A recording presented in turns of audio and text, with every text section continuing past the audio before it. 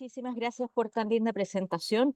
Quiero agradecer, para mí siempre es un privilegio y un honor presentar en estos webinars. Retinoblastoma en Chile al año 2024. Este es mi financial disclosure. Bueno, Chile es un país que está bastante alejado del resto del mundo en el cono sur, que cuenta con una geografía bien particular, con 20 millones de habitantes, con una distancia de norte a sur de 4.300 kilómetros, lo que lo hacen un desafío en términos de proveer salud a un país tan largo. En la capital, en Santiago, hay 7 millones de habitantes y en la capital están concentrados los dos centros de referencias a nivel nacional que tratan pacientes con retinoblastoma. Uno está en el sistema público, que es el Hospital Luis Calvo Maquena, y el otro en el sector privado, que es en la clínica alemana, ambos en Santiago. Y en ambos participan los doctores Juan Pablo López y doctor Diego Osandón, oftalmopediatras formados en Toronto, y en el mundo del retinoblastoma fueron entrenados por la doctora Brenda Gali. El doctor Juan Pablo López presentó su serie de los retinoblastomas evaluados en Chile del 2013 al 2022 en el Congreso Chileno de Oftalmología del 2022. Y la cantidad de casos que anualmente se registran como pacientes portadores de retinoblastoma en Chile es de 15 casos nuevos al año, lo que da una tasa de 1 en 12.000 recién nacidos vivos. El 70% de ellos se trata en el sistema público, eso quiere decir el sistema dependiente de los fondos estatales, y un 30% fondos privados. En general, los niños que llegan son intraoculares, o sea, compromiso intraocular en el 100%, y de acuerdo a la clasificación internacional, el 66% califican en estadio D o E, que son los estados avanzados. Eso explica que la tasa de enucleación del total de ojos sea un 53%, porque hay que considerar que es prácticamente todos los que están en estadio E y un alto porcentaje de los que están en estadio D. La cantidad de niños que murieron durante el tratamiento, que tuvieron progresión durante el tratamiento, es un porcentaje muy bajito, de un 1.3%, y la tasa de remisión completa es de más del 95%, cercana al 99%. Cuando uno se remite al paper publicado por el doctor Didi Fabián del Lowell Retinoblastoma Study Group, él hace un análisis respecto al tipo de ingreso que tiene el país, y él habla de ingresos altos, que para América se traduce básicamente al hemisferio norte, y en Latinoamérica estaría Chile, Uruguay, Panamá y Guayana, y el ingreso medio alto sería la mayoría de los otros países, y de ingreso medio bajo estaría Bolivia y algunos países de Centroamérica. De acuerdo a este estudio que hizo el doctor Didi Fabián, en los países de alto ingreso económico, el diagnóstico a los 14 meses, y la mayoría con enfermedad intraocular, como es la realidad en Chile.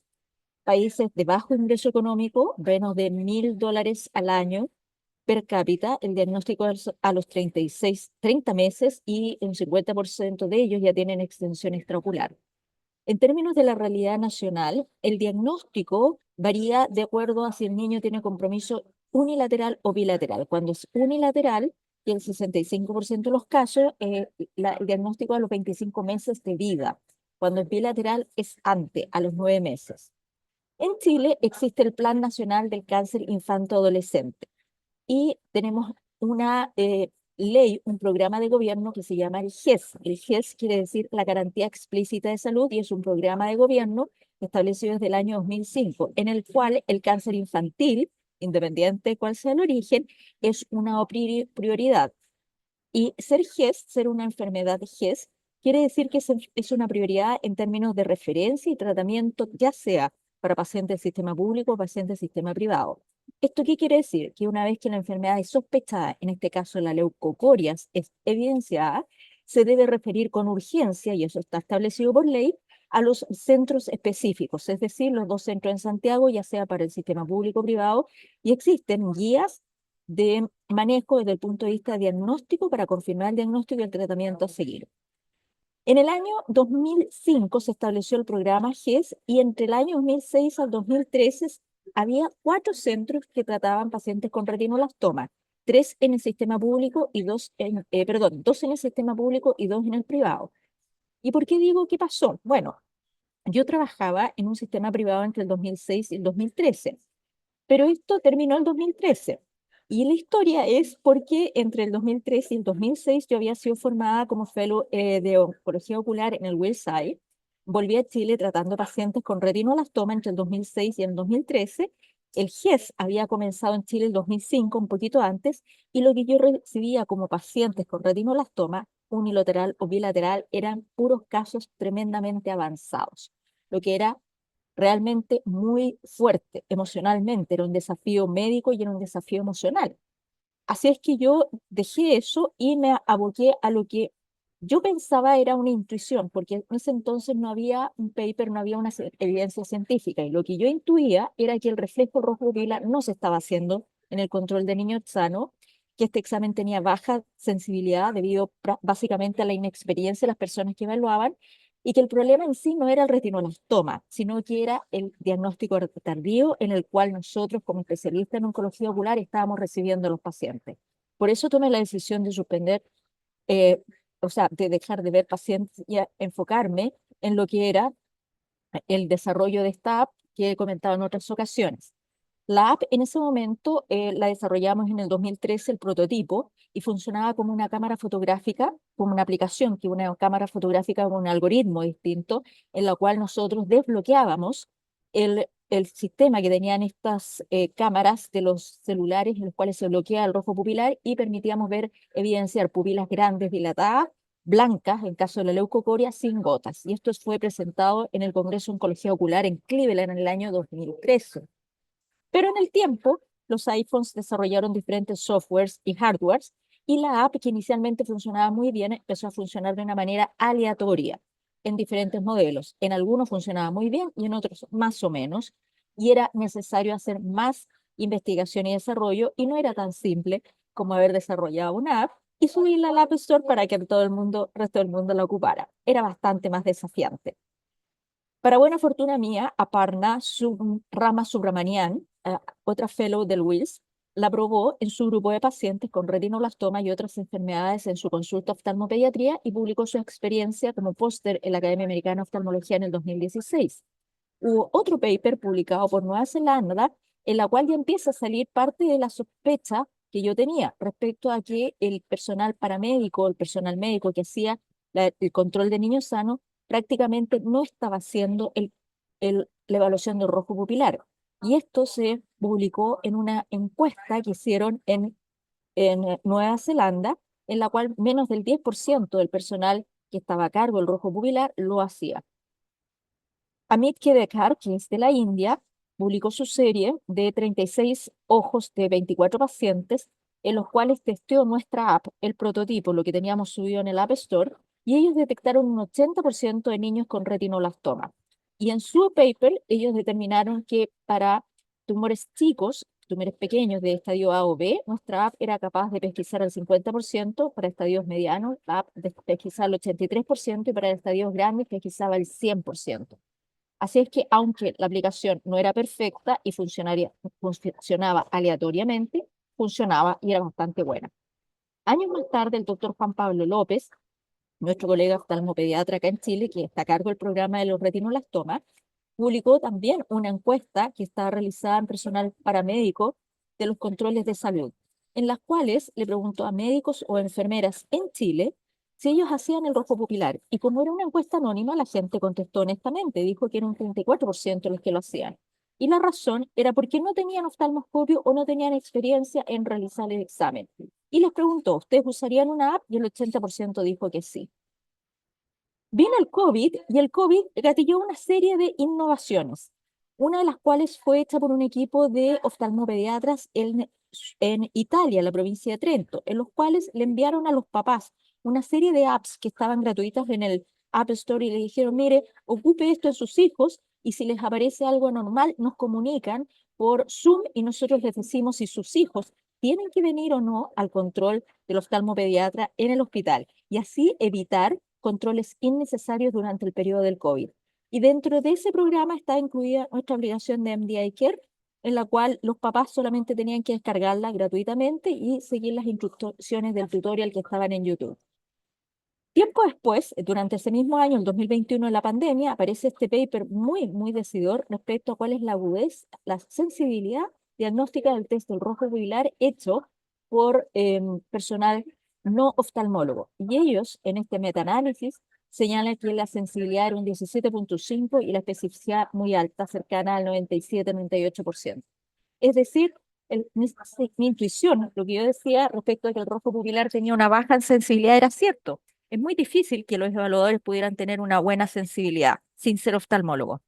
Entonces, lo que partió como una pasión y como un deseo profundo de reducir el dolor de los papás y en los niños con retinoblastoma, nos encontramos que tenía una serie de frentes que no habíamos calculado. Primero, recursos humanos, ingenieros, la propiedad intelectual, regulaciones para dispositivos médicos, regulaciones para inteligencia artificial, los permisos para comité ético para la prueba de concepto, diferentes test para ver la validación científica, sensibilidad, especificidad, determinar si esto debía ser em, ofrecido para pacientes o para papás o para doctores, si tenía que ser pagado o tenía que ser gratuito y si era pagado cuánto. Y todo esto requiere dinero para resolver todas estas inquietudes. Afortunadamente contamos con fondos de gobiernos como el gobierno de Chile y el gobierno de Estados Unidos. Y hoy en día tenemos STAP, que es una versión muchísimo mejor que el prototipo que está actualmente en el App Store.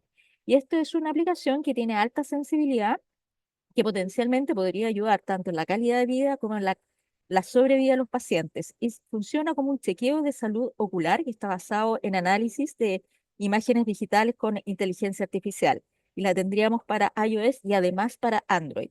La idea es que las ventajas tienen mejor sensibilidad que el 17% del oftalmoscopio directo, sería más rápido, requiere poca colaboración de los niños, podría ser disponible en el mundo bajo costo y que provee una imagen registrable. El oftalmoscopio directo no provee imagen registrable.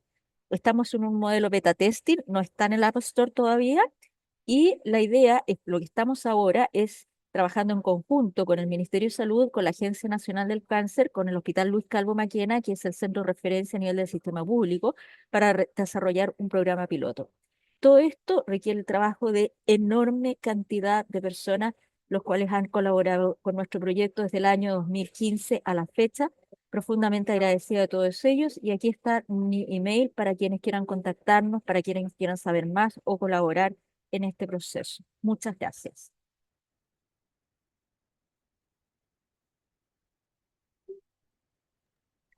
Muchas gracias, María. La verdad que muy interesante todo lo que estás diciendo digamos, digamos, las trabas que uno tiene, ¿no? Porque no es tratar y punto, sino tenés toda la prevención, estamos hablando siempre que es fundamental. Así que bueno, coincido, no sé si, bueno, el tema que uno habla de leucocoria, a veces uno piensa en leucocoria, pero ya es como más tardío, ¿no? El diagnóstico. Pero bueno, es importante la prevención y sobre todo instruir y educar a personal no médico, a los médicos, oftalmólogos y bueno, a los padres mismos. Así que excelente. Muchas gracias. No sé si alguien quiere decir algo.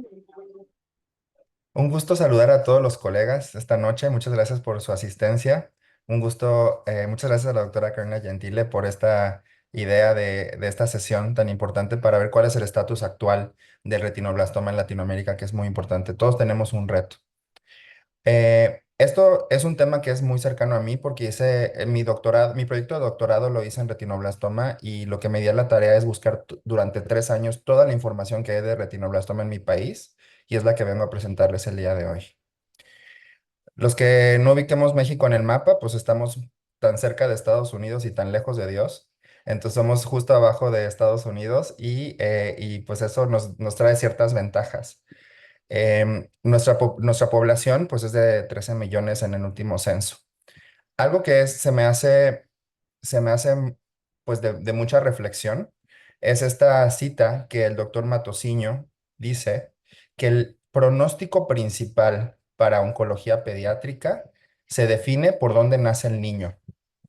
Básicamente, el país donde nazca un niño va a definir su pronóstico y eso se me hace fortísimo porque ¿qué derecho tiene un niño de una región el haber nacido en cierta zona y no en otra? ¿Y qué podemos hacer al respecto para que deje de ser una zona de disparidad?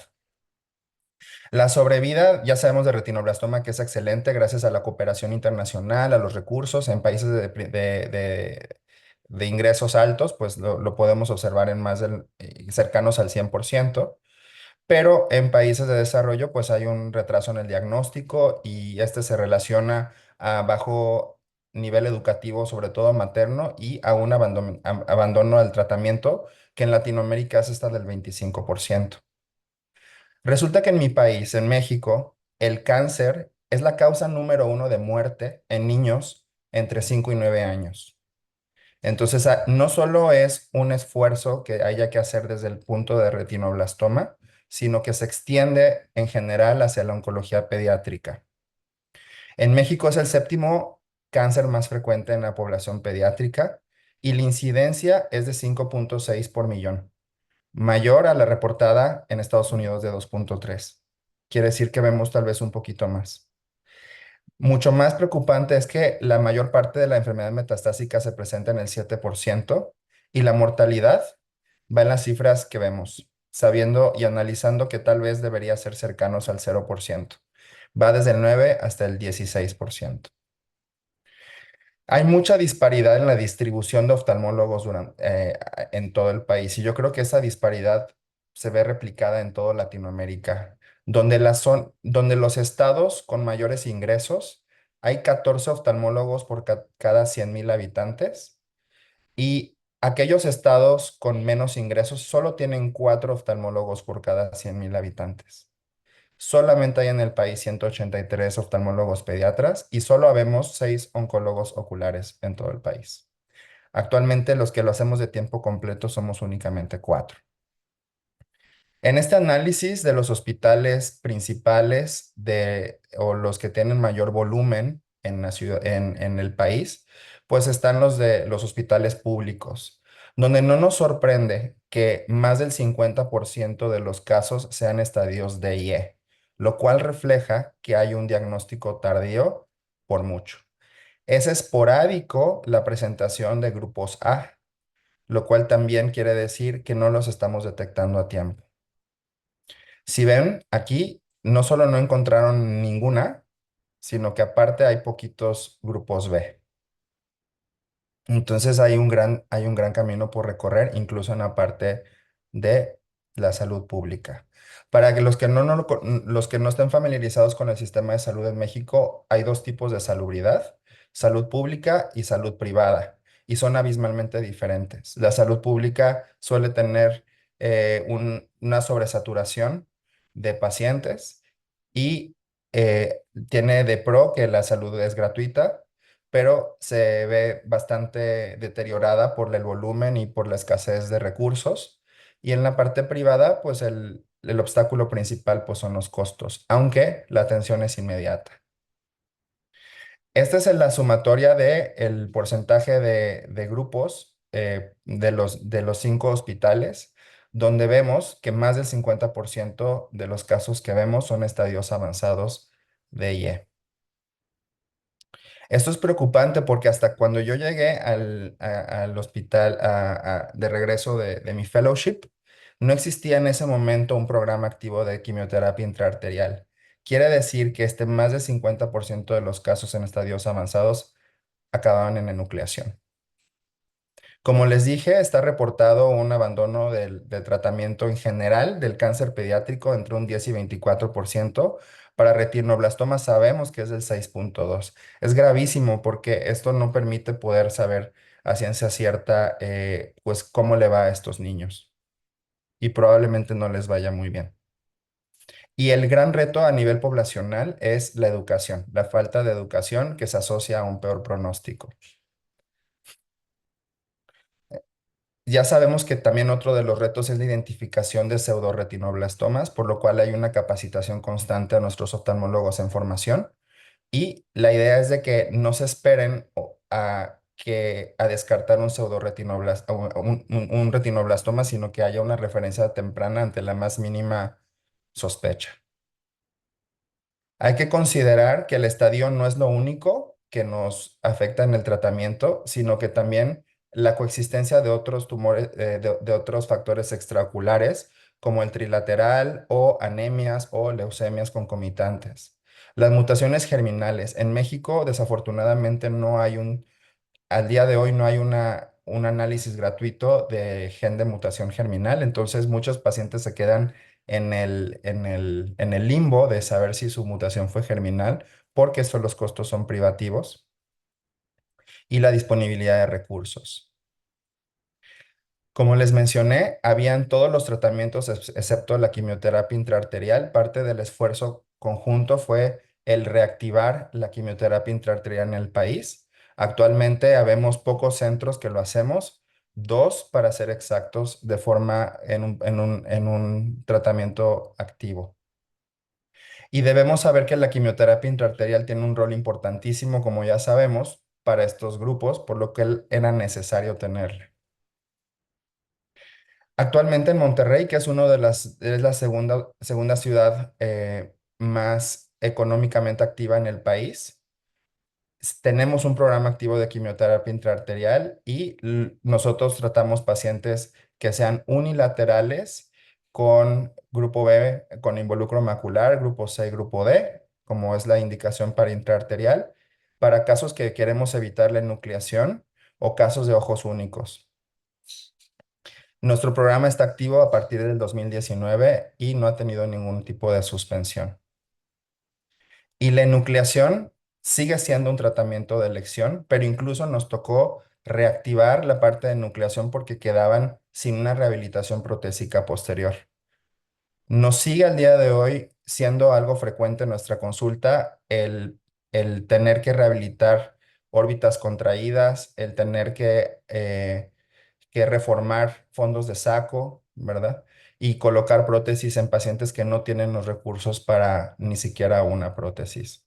Por medio de fundaciones como el iTumor Foundation de Nueva York, que nos donó en su momento 100 prótesis oculares. El algoritmo que diseñamos en el 2020 simplificó muchísimo el hecho de que podamos conectarnos como equipo, no solo entre oftalmólogos, sino con otros especialistas como los oncólogos pediatras y los radiooncólogos y todo el equipo multidisciplinario, incluyendo psicología, para saber en qué parte del tratamiento se encuentra. Este algoritmo nos ha resultado sumamente útil para saber dónde está el paciente. Si es un paciente unilateral o bilateral, qué estadio tiene de acuerdo al ICRB y también qué tratamiento ha recibido. Lo que nos ha simplificado este algoritmo mucho la vida y nos ha permitido estar trabajando de forma sincronizada. Y no dejar de lado también la parte de salud mental, porque estos niños van a evolucionar a ser los adultos del mañana. Y lo que estaba pasando es que identificábamos muchos duelos inconclusos al no haber un adecuado aporte en este proceso que fue de duelo inconcluso para las familias y los pacientes.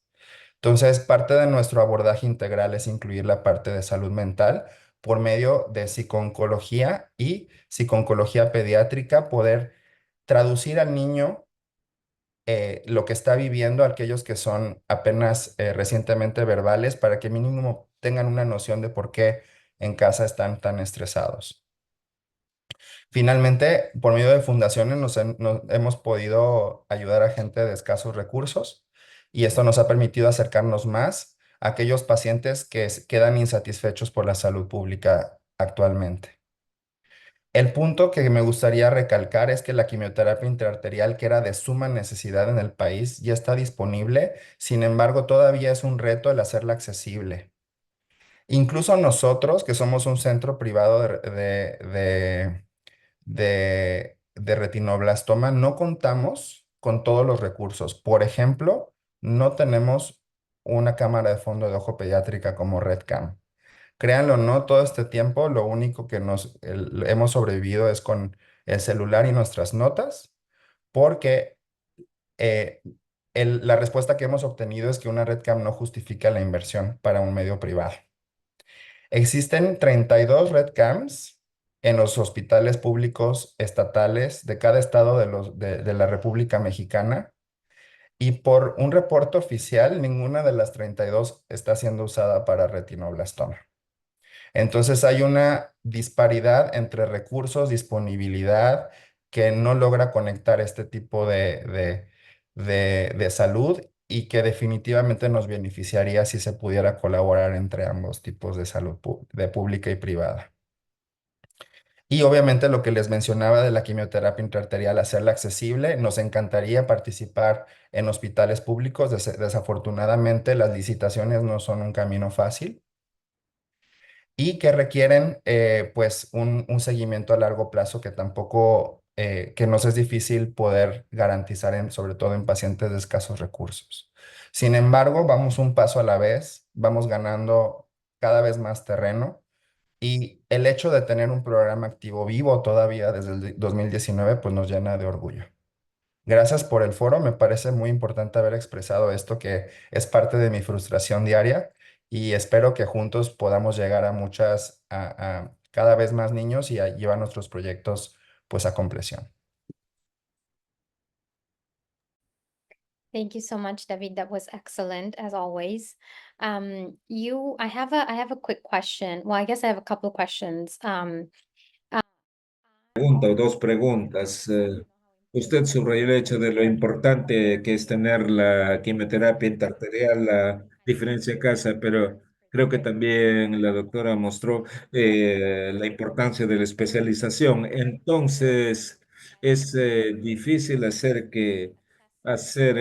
esto que es tan importante y tan costoso, darle acceso al máximo de niños posibles. Entonces, en términos de la realidad mexicana, ¿cuál sería la estrategia de más valor para tratar de llevar a los niños a los centros que potencialmente entrenan a más personas y hacerlo entonces, o hacer quizás más centros? Y otra cosa que usted subrayó y que es muy importante es que a veces el retardo en el diagnóstico es por falta de conciencia del problema y yo creo que ese es un problema. Esto también es un problema en los Estados Unidos. Varios especialistas ven a los niños en Estados Unidos antes que nosotros lo veamos y la idea es cómo mejorar esto. Usted tiene muchas ideas, entonces, ¿qué pensaría usted al respecto? Es una excelente pregunta. Permítala estructurarlo. Yo creo que el doctor Abrams dijo que no necesitamos más ICCs, sino menos centros que trabajen mejor. Y yo creo que eso es cierto porque es un tema tan complejo y de mantener activo debido a la seguridad de que se necesita una UCI pediátrica, documentar todos los casos es algo que es particularmente fundamental.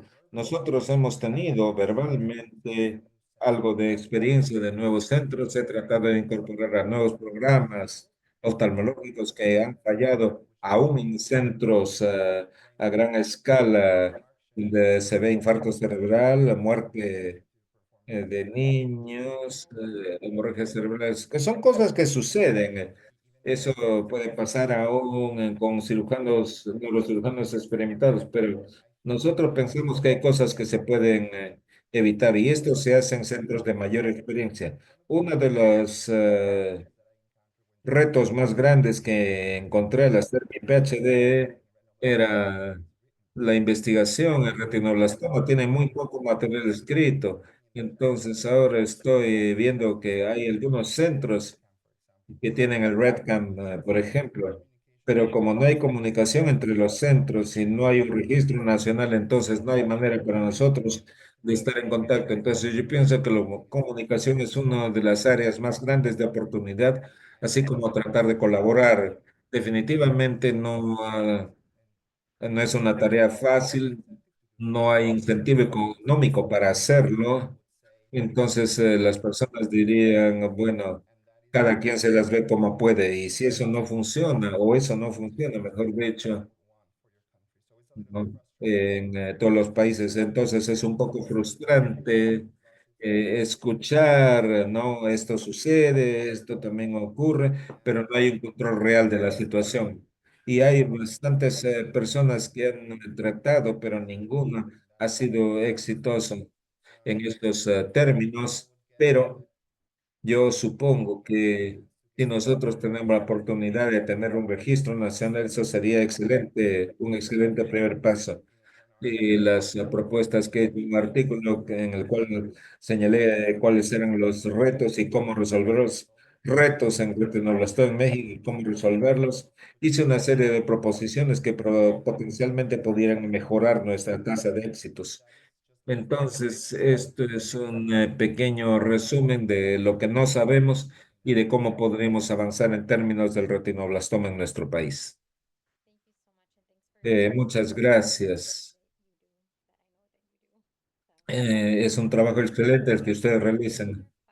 Si no hay más preguntas, no veo nada más en el chat, pero yo creo que por razones de tiempo avanzamos y yo quisiera dar la bienvenida a la doctora Adriana Fandiño, especialista en oftalmología pediátrica y en tumores oculares, jefa del servicio de oftalmología en el Hospital Pediátrico Carayán en Argentina. ¿Me escuchan ahora? Sí, ahora Sí, sí. ahora sí.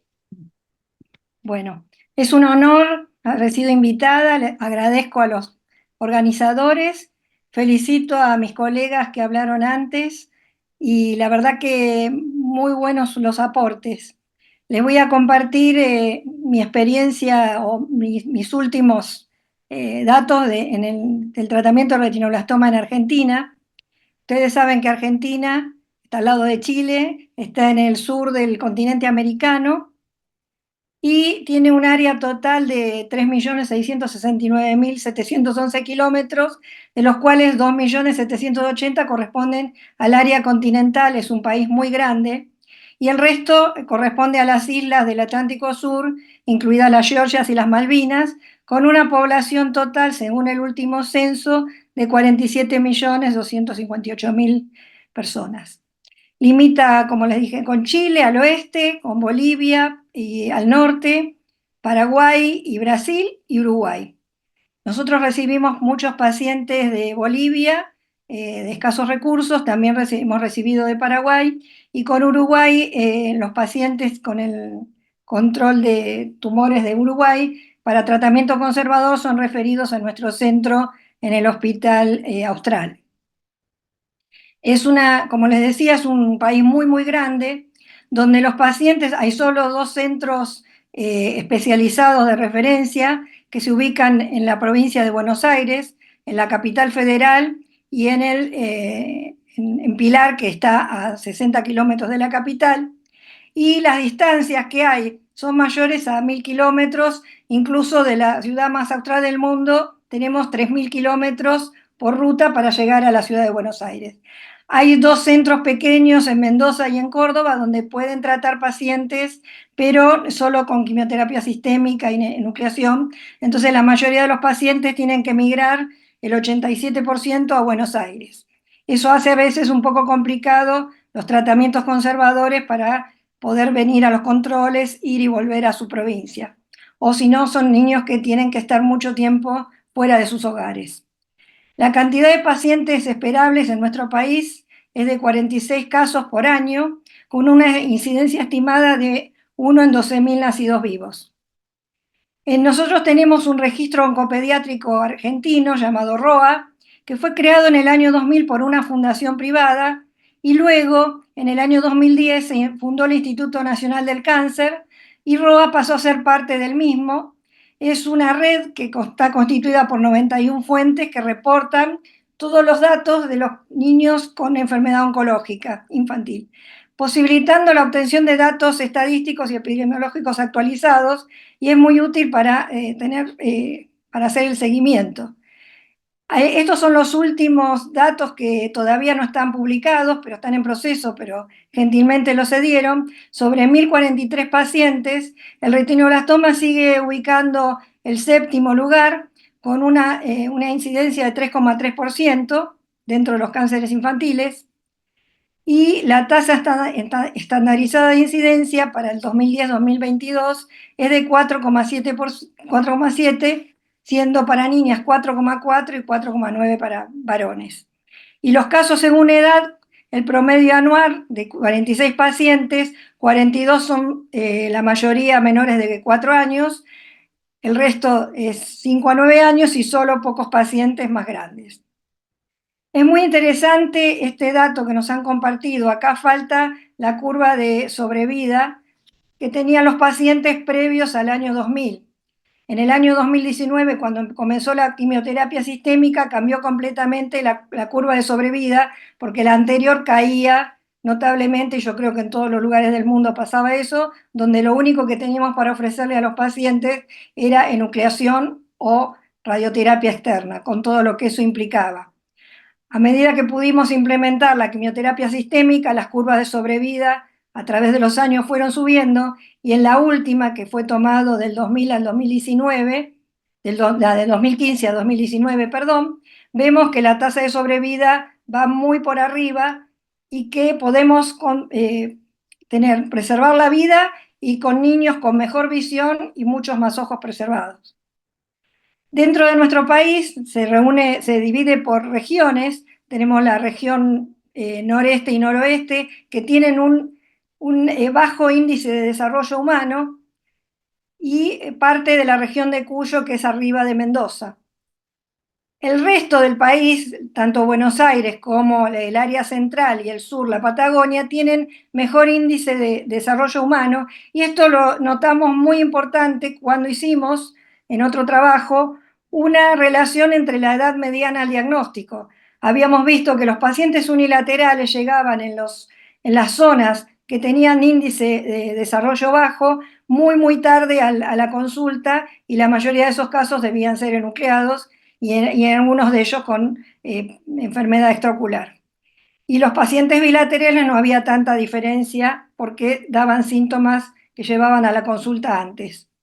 Nosotros tenemos, como les decía, dos centros, uno público, que es el Hospital de Pediatría Garrahan, y uno privado, el Hospital Universitario Austral, que en conjunto con la Fundación Zambrano de Cirugía Ocular realiza los tratamientos, porque el Hospital Austral no tiene todo lo que necesitamos para esto. Entonces se armó un grupo de tratamiento entre los dos centros. Recibimos, bueno, el 90% de los pacientes del país llegan al hospital público, el Hospital Garrahan. Hay una ley de cáncer infantil que le da prioridad a estos pacientes, y el resto, los pacientes que tienen cobertura social, coberturas privadas, el 10% van al grupo del Hospital Austral y la Fundación Zambrano, y los pacientes de Uruguay hay un convenio con el Hospital Austral y llegan al tratamiento en el grupo este. El número de casos, yo tomé un año como para tomar un índice. En el año 2021, de 46 pacientes, 24 fueron unilaterales, 22 bilaterales, y el número de ojos con retinoblastoma, 68. De esos 68 ojos, muchos de ellos son estadio E, los cuales la mayoría tuvieron que ser enucleados, pero el resto de los tumores, muy pocos en estadio A, y el resto divididos entre B, C y D, recibieron tratamiento conservador. Nosotros tenemos un antes y un después del 2015, donde pudimos implementar la quimioterapia intraarterial con muy buenos resultados. Comenzó solo haciendo un convenio en el hospital público con un lugar privado, porque el equipo no servía, hasta que se pudo hacer en los dos lugares. Actualmente se realiza la quimioterapia intraarterial en ambos centros. El número de pacientes que recibieron quimio en ese año fueron 38. Muy pocos pacientes abandonan el tratamiento. Nosotros tenemos un grupo que tiene incluido el área de salud mental, donde hay un muy buen acompañamiento tanto en la parte pública como privada, y el servicio social de la parte pública sostiene muchas veces a las familias para que no abandonen el tratamiento. Ha habido un seguimiento muy bueno. Uno de los niños de esos dos pacientes que murieron durante el tratamiento, uno fue por progresión de enfermedad y rechazó la enucleación, y el otro sí fue el único que abandonó tratamiento. Y el número de niños con completa remisión hasta después del tratamiento a la fecha son 41 de 46 pacientes. Los otros están con seguimiento por siembras dudosas en control, por eso no fueron incluidos en remisión. Como les decía, el cambio del tratamiento ha sido completo cuando pudimos comenzar con la quimioterapia intraarterial con muy buenos neurointervencionistas. Yo creo que una de las claves del tratamiento intraarterial es que el neurointervencionista coloque bien el catéter en el lugar que tiene que estar colocado. Sabemos muy bien que si entra demasiado en la arteria oftálmica hay reflujo y la droga no va donde tiene que ir. Si está más arriba se va para arriba, y realmente la llegada al ojo y al tumor es muy importante, Entonces, tenemos la suerte de tener un neurointervencionista muy avesado que durante estos años estuvo entrenando neurointervencionistas de nuestro país y de otros países. Y esto creo que fue lo que cambió nuestras curvas de sobrevida y de sobrevida ocular. Entonces, como estaba mirando yo fotos de nuestros pacientes, esta es una niña cuya mamá falleció de un segundo tumor en el área de radioterapia, estaba ciega, y esta niña, siendo diagnosticada a tiempo con tratamiento conservador, con quimioterapia intraarterial y tratamientos locales, eh, mantiene sus dos ojos con agudeza visual de 10 décimas. Entonces creo que esto es lo que a través de los años, yo comencé en el año 87 en el hospital, 88 en el Hospital Garraham, y vi toda la etapa de la evolución. Realmente me llena de alegría y de felicidad en mis últimos cartuchos como oftalmopediatra. Realmente poder ver esto era el sueño que tenía cuando comencé. Muchas gracias. Acá está mi mail si quieren comunicarse.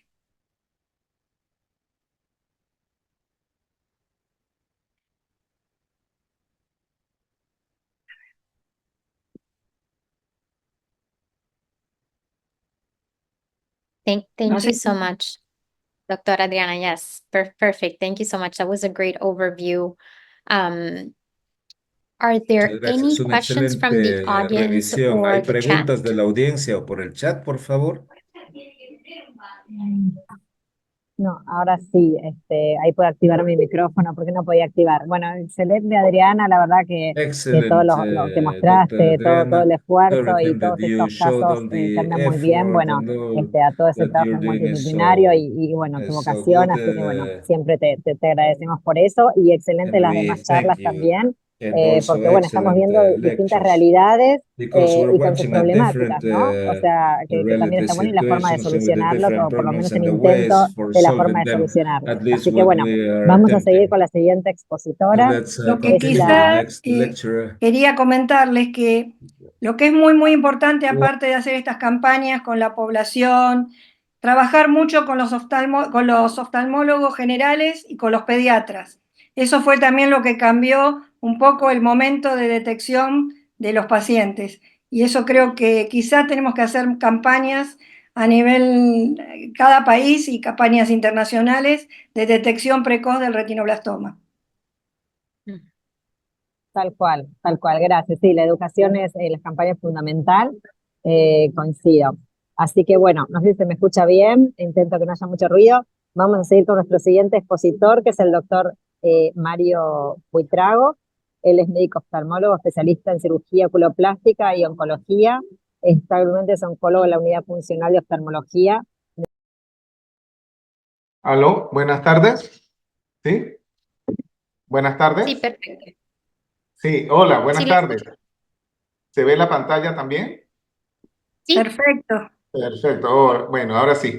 Buenas tardes con todos. Quiero agradecer a la doctora Carolina Gentile y a toda la junta directiva de la PAOS por la realización de este webinar sobre actualización en retinoblastoma. El día de hoy le voy a hablar sobre la actualización de retinoblastoma en Perú. Mi nombre es Mario José Buitrago Buenaño, soy jefe de la Unidad Funcional de Oftalmología del Instituto Nacional de Enfermedades Neoplásicas en Lima, Perú.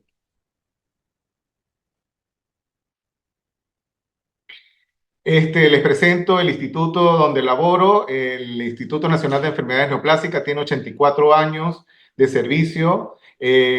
Fue creado por el doctor Cáceres Graziani. Tuvo esa brillante idea de generar un cáncer, el instituto, a nivel de la cancerología peruana. Y a partir del año 1980, se creó este edificio en la institución. Posteriormente, hace 4 años, han creado nueva sede, el hospital tiene nueva sede cerca y hay un nuevo proyecto que es el oncológico pediátrico del Instituto Nacional de Enfermedades Neoplásicas, que es para todos los pacientes pediátricos y se llama Alianza para la Vida, donde van a tener emergencias hasta quimioterapia ambulatoria. El Perú se encuentra, la población total para el último censo del 2017 fue de 31.237.400 habitantes. Tiene una población proyectada para el 2024 en 34.038.000 habitantes, según el último censo. El número esperado de casos nuevos por año en la población menor de 15 años en Lima metropolitana es de 2.367.000. Entonces, los números de casos esperados en Lima metropolitana son de 20.4 y la población menor de 15 años en Perú de 8.727.000. Los números de casos esperados en el país serían de 75. El Perú se encuentra localizado en la parte oeste de Sudamérica. Limita con Ecuador, Colombia, Brasil, Bolivia y Chile, también con el Océano Pacífico, y tiene, como vemos acá, está conformado por 24 departamentos y una provincia constitucional. Hay diferentes centros de donde se atienden pacientes con retinoblastoma, pero el principal y el que mayor casos tiene es el Instituto Nacional de Enfermedades Neoplásicas, localizado en Lima. Otros centros donde atienden menor cantidad de casos son el IREN, en esta parte que se llama La Libertad en Trujillo, y en el Lima también están los centros tanto privados como el centro de salud. Perú tiene también dos modalidades, la modalidad a través del Ministerio de Salud, y la modalidad de seguro social. Como vemos acá, Lima es el mayor departamento, la mayor provincia, que tiene 348 casos, y el resto le siguen los demás departamentos, como Piura, Cajamarca, La Libertad, con menores casos, pero el mayor de los casos se localiza en Lima.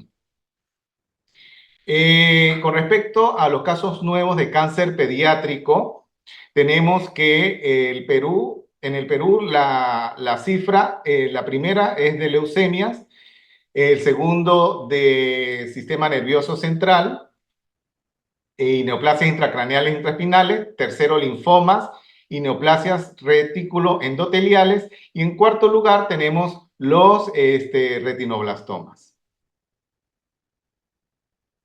correspondiendo a la cuarta causa de cáncer infantil. Se realizó un estudio retrospectivo por el Departamento de Pediatría Oncológica del INEM en el periodo del 2010 al 2019. De 473 casos, quedaron 386, fueron excluidos 87. De esos 386, se encontró que rechazaron el tratamiento 55 casos y fueron paliativos al debut 44. En total quedaron 287 casos que fueron enucleados al debut 277, correspondiendo a un 67%. Cabe destacar que durante este periodo de 2010 al 2019 se inicia la quimioterapia intraarterial. Entonces, gracias al apoyo con un radiointervencionista, que es el doctor Miguel Medriñana, se pudo hacer ese tratamiento a los pacientes del INEM en otras instituciones. Entonces se comenzó a mediados de este periodo en el Seguro Social, diferentes hospitales del Seguro Social, ¿no? Entonces, en este caso fueron 7 casos con quimioterapia intraarterial, tratados de nuestra institución en otra entidad pública. Con respecto a la lateralidad, vemos que 285 casos fueron unilaterales y 101 fueron bilaterales. El sexo masculino representó el mayor porcentaje, 216 con un 56%. El rango de edad promedio para los unilaterales fue de 36.12 y para los bilaterales 15, tomando en cuenta el rango para los bilaterales de 10 días de nacido hasta los 48 meses. Con respecto a la clasificación, a la International Retinoblastoma Staging System, se localizó el mayor grupo en el nivel número 1, siendo para los unilaterales 167 y para los bilaterales 58. Es decir, que los pacientes se localizaron cuando se diagnosticaron, se operaron y se localizaron en el nivel 1. Ya para el resto de niveles, nivel 2, nivel 3, nivel 4A y 4B, fue mayor el porcentaje de presentación extraocular en un 28.4%. predominando siempre el porcentaje en los unilaterales. Con respecto a la Intraocular Classification of Retinoblastoma, entonces vemos que el mayor porcentaje se localizó para los unilaterales en estadio grupo E y en estadio D. En los bilaterales también se localizó en esos dos grupos, pero en menor número de casos. Como les comenté, la quimioterapia intraarterial se comenzó gracias a un apoyo que tenemos con el radiointervencionismo en otras entidades. Se comenzó a mediados del 2010 al 2019 y se realizaron estos 7 pacientes utilizando quimioterapia, tanto melfalán, topotecan como carboplatino. Pero no todos los pacientes, debido a ya hemos discutido las causas, hay mucho porcentaje, muchos casos de abandono y de rechazo. Entonces tenemos que durante este periodo el abandono fueron 53 casos y de rechazo 55 casos, rechazo al tratamiento. Y esto, lamentándolo mucho, son los pacientes que muchas veces nos llegan al hospital, pacientes que nos llegan de esta forma, con esas tumoraciones sofíticas, o que también nos llegan los pacientes que se les da el tratamiento, pero por diversas cuestiones económicas no rechazan el tratamiento, se van a su provincia, a su departamento, y cuando regresan nuevamente, llegan con estas tumoraciones. La sobrevida global para este periodo fue de 78.59%. Más que todo, la sobrevida por extraocular fue de 50.57%. Y la sobrevida libre de enfermedad fue de 76.15%. Estos son algunos datos después que pasó la pandemia, algunos datos del 2023, en donde vemos que hemos tenido retinoblastoma con tratamiento en 33, un 66%, paliativos 4, un 8%, abandono todavía persiste, 11 casos, un 22%, y el total, los que no fueron retinoblastomas, 7 casos, o los que fueron tratados en otras instituciones, dos casos, un 12.3%. Entonces, en vista de todo esto, ¿qué hemos hecho? Nosotros, junto con el Ministerio de Salud y el Instituto Nacional de Enfermedades Neoplásicas, se creó un proyecto de norma técnica de salud para la detección temprana y manejo de retinoblastoma en el Perú. ¿Con qué finalidad? Con la finalidad de que los retinoblastomas sean diagnosticados en manera oportuna y que sean un manejo adecuado para esta enfermedad. Entonces, las disposiciones específicas le hemos hecho más hincapié al primer nivel de atención. Más que todo, dentro de esta norma dice que es obligatorio que el personal de salud a cargo de la atención, bien sea el médico, el serumista, o el médico cirujano o la enfermera, realice un reflejo rojo a todos los pacientes recién nacidos como parte de los controles de niños sanos. Y también es obligatorio que el personal de salud, bien sea el médico o la enfermera, el médico general, refiera al niño al oftalmólogo a los 6 y 12 meses de vida para que éste pueda realizársele un fondo de ojo. Eso es en el primer nivel de atención, que son hospitales 1 o postas, lo que llaman acá postas médicas. Ya para el segundo nivel de atención se realiza mucho hincapié en que el médico especialista en pediatría, cuando recibe un niño con retinoblastoma, debe referirlo inmediatamente a la unidad de oftalmología del tercer nivel de atención para poder hacer el diagnóstico en un tiempo menor de 72 horas. Tiene que ser rápido. Y el oftalmólogo general debe realizar el diagnóstico presuntivo y gestionar inmediatamente la referencia del paciente a un centro de atención de tercer nivel. Entonces, el Instituto Nacional de Enfermedades Neoplásicas es un centro de tercer nivel y lo que se hace más hincapié en esta norma técnica es que para todo paciente con diagnóstico de retinoblastoma debe ser evaluado por un equipo y tratado por un equipo multidisciplinario para ser lo correcta. Y si no hay todos los equipos, como en este caso nosotros, el instituto no tenemos la quimioterapia intraarterial, está dentro de la norma técnica la posibilidad de generar un convenio con otras instituciones para continuar ofreciendo este tratamiento. hemos retomado nuevamente lo que es la quimioterapia intraarterial, gracias también a la doctora Alejandra Bonilla, que es una radióloga intervencionista que se formó acá en la institución, junto con el doctor Miguel Medriñana. Ellos, a través de otra institución, se ha creado un convenio para ofrecer el tratamiento de quimioterapia intraarterial a estos pacientes. Entonces, en un nivel de en el instituto, ingresa el paciente a sala de operaciones, está involucrado lo que es la enfermera, el anestesiólogo, se le realiza su fondo de ojo con la pupila dilatada, la enfermera le pone sus gotas, cada 5 minutos se le realiza el fondo de ojo y si tenemos a disposición, nosotros tenemos la RedCam, tomamos fotos, nos sirve para hacer el seguimiento de los pacientes tratados. Tenemos la ecografía, le hacemos a todos los pacientes ecografía ocular, a pesar de que los pacientes vienen referidos de otros institutos, de otros centros privados, igual le repetimos lo que es el fondo de ojo y la ecografía ocular. Le procedemos a hacer los tratamientos locales, termoterapia transpupilar, por ejemplo, en este caso, vemos una lesión nueva y le aplicamos láser. Crioterapia también le aplicamos y inyecciones intravítreas. Con respecto a la quimioterapia intraarterial, desde el 2022 hemos hecho convenio con el Instituto Nacional de Salud del Niño. Gracias al doctor Bedriñana y a la doctora Alejandra Bonilla podemos contar con este tratamiento en todos los pacientes. Tenemos pacientes que le hacen sus sesiones, 2 pacientes por mes. Es lo que recibe la institución. Y ya cuando el paciente termina su tratamiento, bien sea tratamiento con quimioterapia sistémica o tratamiento con tratamiento local, tiene la campana de la esperanza, que es una forma de inspirar cómo es el tránsito de toda esa su enfermedad. También el instituto es el único instituto del país que tiene prótesis, que se le hace al paciente su prótesis ocular. Tenemos los odontólogos, acá tenemos la doctora Cristina Cabero, que realiza los registros protésicos en sala de operaciones y le realiza posteriormente sus prótesis oculares a los pacientes de acá del instituto.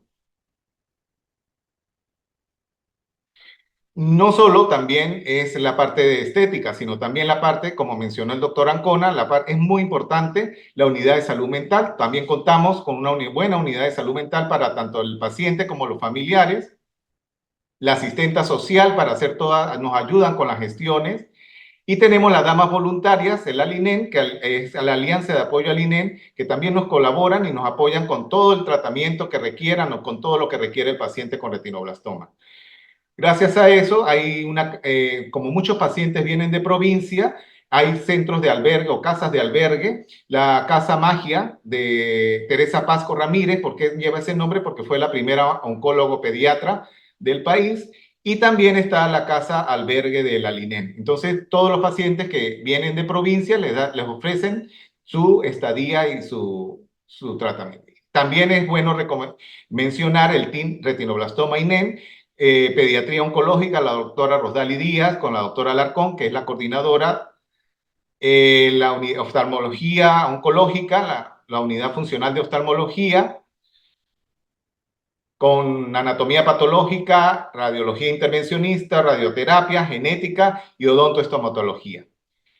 También se contribuyó a la realización de trabajos o artículos a nivel internacional. Este año se apoyó en la realización de este paper. En el 2023, este es otro paper que es bueno para que lo revisen. También este es otro paper del 2023, en el 2021 y en el 2022. Este es otro del 2021. Y en el 2020 también se formó parte del Global Retinoblastoma Presentation y Análisis a nivel del retinoblastoma. El instituto fue uno de los que participó en la realización de este artículo. Es muy buen, no tengo palabras siempre me gusta dar reconocimiento a los mentores, a nuestros maestros, el doctor Raúl Cordero, el doctor Solón Serpa, porque gracias a ellos se ha instaurado todo lo que es la oftalmología oncológica en el Perú. Nosotros en diciembre hacemos actividades a los niños con retinoblastoma, actividades navideñas, más que todo para todos esos pacientes que vienen de partes tan lejos del Perú, ¿no? Esto fue en pandemia, esto fue el año pasado. Y como conclusiones, el tiempo de diagnóstico prolongado tiene un impacto negativo en la sobrevida del retinoblastoma. Es muy importante la detección precoz. La tasa de rechazo y abandono es un factor pronóstico desfavorable. La enfermedad extraocular del 28.4% es un factor de mal pronóstico, una sobrevida global del 50%. Es importante contar con un equipo multidisciplinario, así como también con el apoyo de instituciones mediante convenios, efectivizar normas en los establecimientos de salud para una referencia oportuna. Y no quiero, esto es lo que quiero decir, terminar la charla antes de que el retinoblastoma tratado a tiempo se cura. Muchas gracias por su atención. Perfecto, Mucha- muchísimas gracias, doctor Buitrago. Sí. Carolina, sorry, go. No, muchas gracias. Iba a decir eso, felicitarlo por la charla, por la exposición y no, iba a preguntar si alguien tenía preguntas.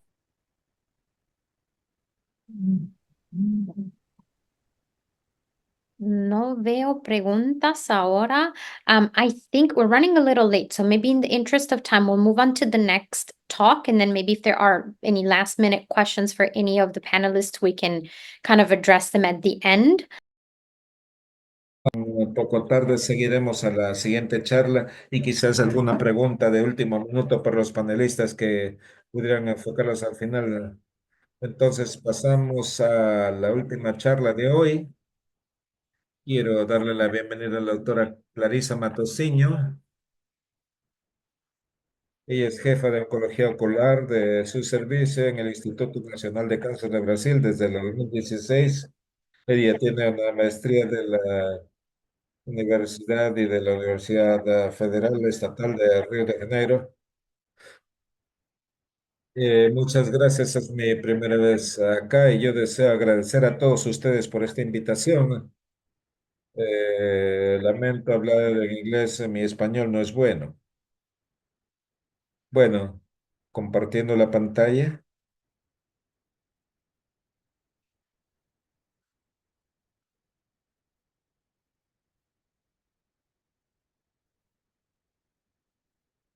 Pregúntale, doctora, si se ve la pantalla. Bien. Entonces, hablamos acerca de Brasil. Brasil es el quinto país más grande del mundo.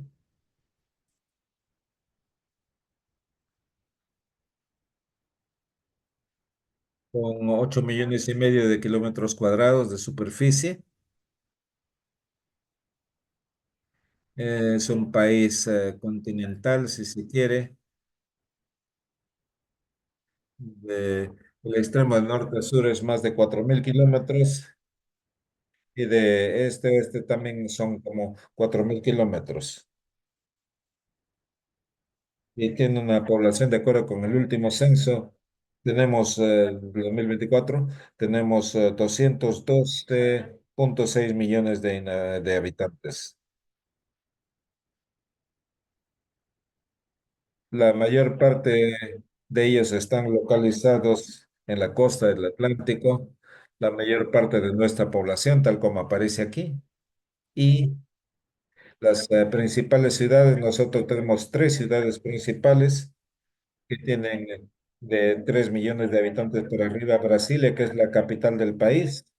Río de Janeiro, 6,7 millones de habitantes. Y Sao Paulo, con 12,3 millones de habitantes. Y es la ciudad más grande en el hemisferio sur. Entonces es un país continental y que no tiene límites con todos los países de Sudamérica, excepto Ecuador, Chile. Los centros de tratamiento de retinoblastoma en el país están localizados mayormente en la costa este, en la costa atlántica. Tenemos aquí, de acuerdo con el Consejo Brasileño de Oftalmología, Tenemos 11 centros de retinoblastoma y esperamos entonces tener 400 casos por año. Y cuando me invitaron a este webinar, yo le pedí a todos mis colegas que compartan su información de manera tal que tengamos entonces una actualización acerca del retinoblastoma en Brasil, pero solamente 4 centros pudieron compartir su información debido a problemas éticos. No pudieron entonces compartir más datos, pero puede verse acá. Yo solamente he tenido 49 pacientes, entonces pienso que no era suficiente mostrarle un 10% de lo que se espera tener en nuestro país, ¿no? Que son más de 400 casos. Entonces, voy a mostrarles acá.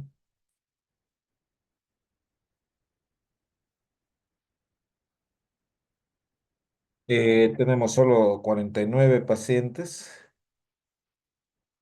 en esta primera representación, 67 ojos, y 27 de esos ojos fueron enucleados, 40 fueron a tratamiento conservador, 19 recibieron quimioterapia y solamente 2 abandonaron o rechazaron el tratamiento y 3 tuvieron progresión durante el tratamiento. En cuanto a, entonces les he traído acá los resultados de mi tesis doctoral y que también se dedicó a retinoblastoma. Y una parte de ellos corresponde a nuestro centro, el Instituto Nacional del Cáncer, donde recibimos no solamente pacientes de nuestros estados, que es Río de Janeiro, sino de todo el país, de todo Brasil. Y yo creo que esto puede mostrar mejor cuál es la realidad del país en esta situación. Entonces, la mayor parte de nuestros pacientes tienen acá de acuerdo con la clasificación internacional, entonces la mitad van a enucleación, apenas llegan, y solamente unos cuantos en estadios A y B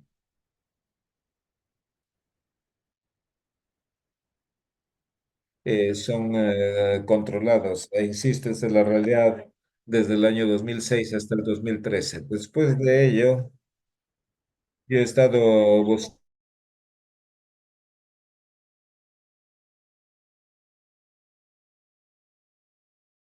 adolescentes en Brasil, un estudio basado en la población. Ellos encontraron que había 31 registros de cáncer en Brasil y que eran coordinados por el Instituto Nacional del Cáncer. Y ustedes pueden ver entonces toda esta información en este link y ellos siguieron las recomendaciones, calculando entonces la incidencia del retinoblastoma por cada millón de niños. Entonces, esto es realmente información nueva del 2008 y 2018. Entonces aquí se combinan las tasas por millón por grupo de edad. Aquí lo que se registró en Brasil y que fluctúan de 5 en el medio oeste a 11,26 el noreste. Esta es la tasa combinada. El noreste, recordar que es la región más pobre de Brasil. La incidencia combinada por millón en 0 a 19 años, 2,24. Masculino y femenino, la tasa 1,3. Entonces vemos en el estudio, de acuerdo a los estudios, que la menor incidencia de retinoblastoma es similar a la que se reporta en países desarrollados y quizás es difícil obtener estimaciones exactas y también quizás hay subreporte. El número de casos de retinoblastoma en el registro basado en el hospital en Inca en el mismo periodo es más del cuádruple. el número de casos nuevos. Esto, esto al final del número de casos. Entonces, evidenciamos aquí esta cobertura limitada de este registro basado en la población. Los retos es recursos limitados y esto las distancias, ¿no? Porque son dimensiones continentales. Brasil, 4.000 kilómetros de norte a sur y otro tanto de este a oeste, entonces no hemos podido cubrir a todo el país en general. Aun cuando estas modalidades basadas en la población están presentes en todas las capitales, pero no cubren toda la territorialidad y tenemos pues un subreporte de casos. Uno, uno de los temas más comunes aquí es la demora en el diagnóstico de retinoblastoma. Esto se comparte aquí en Sudamérica y este fue tema de mi maestría y doctorado y entonces este es uno de los principales resultados. Nuestros niños eh, eh, toman un promedio de 6 meses para que lleguen a nuestros meses y esos 5 meses es un intervalo mientras es visto por otras especialidades médicas y esto es lo que causa que la mayor parte de los ojos lleguen pues en el estadio E de la clasificación internacional. Estudiamos este tiempo para el diagnóstico en Latinoamérica con una revisión sistemática y en 9 estudios fueron seleccionados de muchos países, 1.560 pacientes de Argentina, Brasil, Chile, Honduras, México y Perú. Y observamos que en estos países el tiempo para el diagnóstico fue de 3 a 5 meses y en Brasil el tiempo promedio para el diagnóstico o la edad mediana de la edad del diagnóstico fue 16 a 22 meses. Y este artículo es el resultado de mi tesis doctoral, entonces estudié aquí el estado socioeconómico, el impacto de esto en la sobrevida del retinoblastoma y en esta investigación de corte retrospectivas, todos los pacientes eran del Instituto Nacional del Cáncer, 160 pacientes que fueron incluidos, edad promedio en el momento del diagnóstico, 22,8 meses, y la mitad de ellos tuvieron un intervalo para el diagnóstico igual o superior a 6 meses.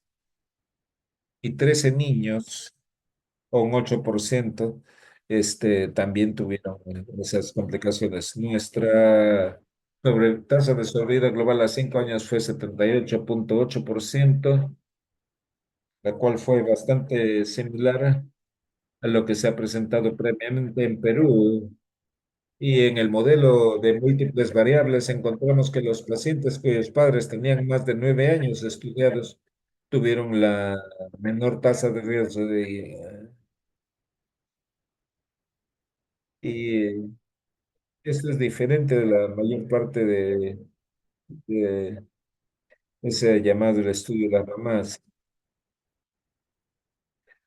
Entonces, la idea era establecer el impacto económico sobre los pacientes. Los pacientes que vienen de familias que tienen más de un año, en 5 años, también tuvieron mayores tasas de complicaciones y de abandono del tratamiento, el cual tuvo un efecto profundo en la evolución. Nosotros tenemos en Brasil en los últimos 10 a 20 años hemos estado tratando de utilizar la forma intraarterial para la mayoría de los niños, pero esto no está disponible para todos. Aquí en la entidad Inca lo hacemos desde el año 2012 a todos nuestros pacientes y una información importante acerca del tratamiento del retinoblastoma en Brasil es que todo está en el sector público. No lo hacemos en la práctica privada en ninguna parte del país. Y también participamos en el grupo Gallup y también con el doctor Salgado en diferentes estudios. Y ha cambiado Las perspectivas es una familia muy famosa de la TV que tenían una hija con retinoblastoma y ellos empezaron a participar en esta campaña, ya van 3 años y todos los meses de septiembre eh, retinoblastoma, se difunden mensajes en centros comerciales todos los días y yo creo que para el futuro, cuando miramos esto para tiempo para el diagnóstico y los resultados de ese diagnóstico, esto probablemente cambiará.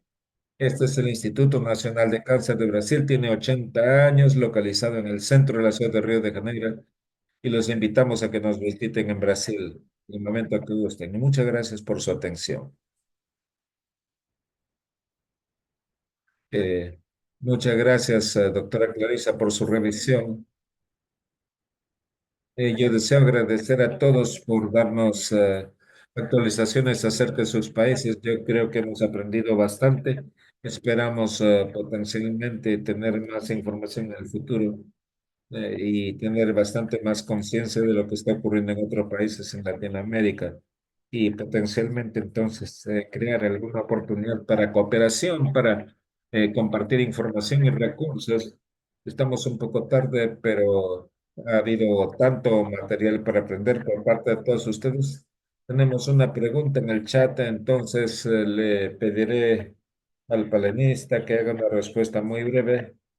Alguien pregunta si es que en sus países respectivos y centros tienen protocolos para utilizar la quimio intraarterial bilateral en casos de retinoblastoma lateral y de ser así, ¿qué resultados han tenido? Unilaterales en estadios hasta el D y hemos tenido buena respuesta en estadios avanzados. Todavía hay cosas por aprender, hay mucho por desarrollar, nuevas drogas que estamos investigando. Tenemos la suerte de que trabajar en conjunto con el doctor Abramson de Nueva York y el doctor Munier de Suiza. Y yo creo que con las combinaciones de drogas y las nuevas drogas que quizá puedan, que están probadas in vitro, ahora estamos haciendo un estudio de investigación en cerdos sobre la toxicidad de esa droga en el ojo, que hasta ahora da resultados alentadores. Yo creo que combinando drogas se puede lograr preservar mucho más ojos, con menos pérdida visual, menos complicaciones, siempre tratando de evitar todo lo que sea. La braquiterapia, por ejemplo, nosotros la usábamos mucho más, pero es bastante tóxica cuando uno combina la quimioterapia intraarterial con la braquiterapia. Entonces estamos tratando de evitar todo tipo de irradiación. Lo que utilizamos más, como presentaron mis colegas, es la terapia láser y la criocoagulación. Y en cuanto al tratamiento, en los chicos muy chiquitos, menores de 6 meses, comenzamos con sistémica y en cuanto podemos pasamos a la intraarterial. Eso. Y entonces es posible en su centro de hacer una quimioterapia intraarteriosa bilateral en los casos que son Sí, bilaterales. ¿Sí? sí, sí, sí. Perfecto. O sea, Gracias. repartimos las drogas para Ujú. que no haya toxicidad. A veces Claro. damos al ojo más comprometido el melfalam, que es una droga más agresiva, y a veces vamos combinando y cambiando las drogas de ojo, según la Perfecto. respuesta. Claro, muchísimas gracias, Muchas doctora Adriana. gracias. Creo que María estaba pidiendo acceso porque no podía hablar con el micrófono. Y yo veo que mi imagen creo que se congeló, pero estoy. No, bueno, la verdad que agradecer a todos los ponentes, a todos, la verdad que fue muy, muy completo. Y acá hay muchos aspectos a tener en cuenta que se estuvieron mencionando, ¿no? La educación, el trabajo en equipo, todos los desafíos nuevos, la verdad los logros, ¿no? Porque muchos centros empezaron hace poquito con quimio interarterial, la verdad que hay muchísimo por hacer, es muy bueno, como dice Maura, poder compartir experiencias y trabajar en forma colaborativa y lo que le puede servir a un país le puede servir a otro, así que la verdad que agradecemos todo y sobre todo quiero agradecer también a todo nuestro board y a María, que también contó su experiencia, María Mánquez, en Kenia, y quisimos como hacer algo semejante acá en Latinoamérica, donde hay mucho por hacer. Así que bueno, les agradezco a todos y estamos medio justos de tiempo. No sé si alguien más quiere decir algo.